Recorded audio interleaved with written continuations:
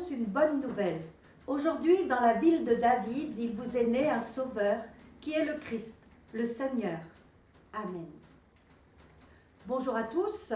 C'est une nouvelle fois par le moyen de la vidéo que je m'adresse à vous ce soir. Dans cette vidéo, une petite louange, une prière et surtout une petite histoire que j'espère vous pourrez raconter vous-même autour du sapin ce soir ou demain à vos enfants, même aux adultes. En cette veille de Noël que nous passons à distance et qu'il est prudent de passer ainsi, la joie de Noël ne peut cependant être altérée. Le Christ naît, rendez gloire. Le Christ vient du ciel, allez à sa rencontre. Le Christ est sur la terre, chante au Seigneur, terre entière. Amen. L'évangéliste Jean nous dit « Au commencement était la parole, et la parole était avec Dieu, et la parole était Dieu. Elle était au commencement avec Dieu, tout est advenu par elle. Sans elle, rien de ce qui est advenu aurait vu le jour.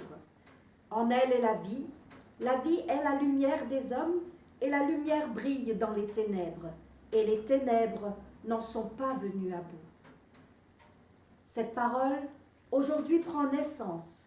À nous de l'accueillir comme on accueille l'ami espéré, à nous de la recevoir comme on reçoit le présent qui réjouit, à nous de la partager comme on partage le don qui fait vivre. En Jésus-Christ, la parole s'est faite chair. Amen. Comme annoncé, j'aimerais vous raconter maintenant cette petite histoire de Noël, mais une histoire vraie, enfin, c'est ce qu'on m'a dit. C'est l'histoire du sapin de Noël, de ce sapin de la forêt là, juste à côté, dans notre Alsace bossue. Ce sapin a vécu il y a bien longtemps, au Moyen-Âge. Il grandissait dans la forêt, bercé au gré du vent et du bruit du petit ruisseau qui coulait à quelques encablures de branches. Il grandissait d'année en année, toujours plus proche du ciel, et il allait être bientôt aussi grand que ces arbres qui l'entouraient. Il était fier, c'était un beau sapin, droit comme un i, pointe pas trop longue ni trop courte, des branches étalées, touffues, régulières, des aiguilles toujours vertes, d'un beau vert sombre. Un jour, c'était l'hiver, Noël approchait, et des hommes sont venus dans la forêt.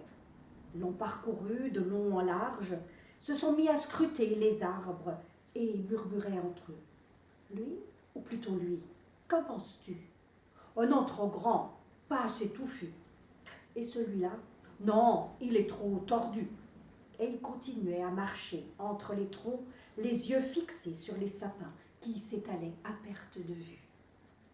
Pendant ce temps-là, dans le village, juste là-bas, en bordure de forêt, une troupe de comédiens s'était installée sur le parvis de l'église et elle s'apprêtait à jouer un mystère. Vous savez, ces petites pièces de théâtre qu'on jouait autrefois et qui racontent l'histoire de Dieu avec les hommes, de Jardin d'Éden jusqu'à la résurrection. Et les comédiens aimaient être au plus près de la réalité, alors ils portaient costumes et mettaient des beaux décors. Or, dès la première scène, celle de la Genèse, de l'arbre dans le paradis, ils allaient avoir besoin d'un arbre justement et un pommier de préférence. Mais en plein hiver, un arbre, où allait-il bien pouvoir en trouver un? Quel arbre allait pouvoir interpréter ce rôle? Alors ces hommes parcouraient la forêt à la recherche de cet arbre du paradis, toujours vert, pas assez grand pour qu'il ne cache pas les comédiens, mais assez grand quand même pour qu'on le voie jusqu'au dernier rang. Le sapin, là-bas, dans la forêt, il avait compris que les hommes étaient venus chercher un sapin, le plus beau sapin. Alors il gonfla ses branches, se redressa un peu et entendit soudain « Celui-là, c'est celui-là qu'il nous faut !» Mais bientôt des coups de hache lui brisaient le tronc et le voilà à terre, tiré sans ménagement jusqu'au village. Mais peu importait, il était le plus beau sapin, celui qui avait été choisi parmi tous les arbres de la forêt. Arrivé sur le parvis de l'église, les hommes l'avaient redressé, fixé à un pilier, et ils le regardaient avec admiration, un véritable arbre du paradis. Un bel arbre, oui, mais il lui manque quelque chose, dit une comédienne en passant devant l'arbre. À peine avait-elle disparu qu'elle revint avec des pommes bien rouges et elle les accrochait aux branches. Voilà, dit-elle, voilà le véritable arbre du jardin d'Éden. Et tous semblaient heureux de cette trouvaille. Le soir arriva, la troupe se préparait à présenter le mystère à la population qui s'était agglutinée au parvis de l'église. Le sapin trônait majestueux en arrière-plan. Dans la nuit, cependant, ces pommes n'étaient plus tout à fait visibles.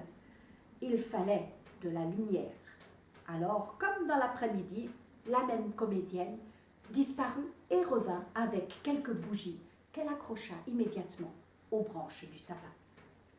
Et à la vue de cet arbre tout illuminé avec ses pommes bien rouges, les comédiens ne purent s'empêcher de s'exclamer « Et voilà la lumière !»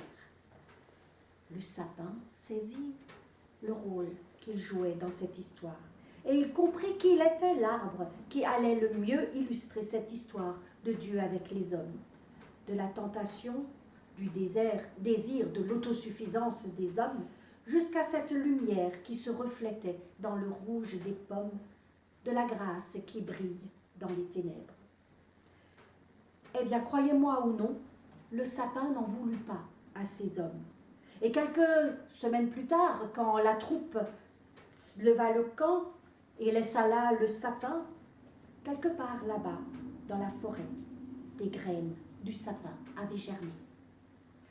Et depuis ce temps-là, chaque famille en Alsace, puis à travers le monde entier, se retrouve aujourd'hui autour d'un sapin à Noël, devenu le symbole de la grâce de Dieu envers les hommes. Prions.